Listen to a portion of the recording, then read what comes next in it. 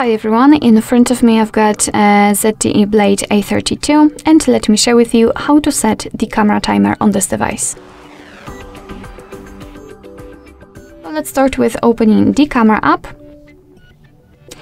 And here, right now we are in the standard photo mode, so we have to enter the settings as unfortunately we do not have the timer highlighted here.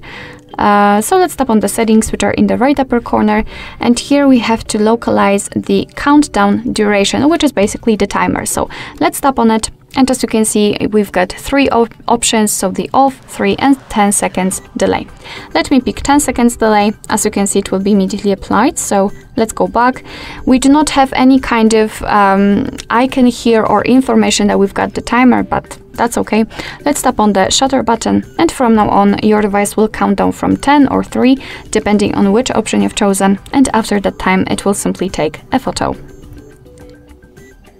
Okay, you can always turn it off just by tapping on off option in this countdown duration.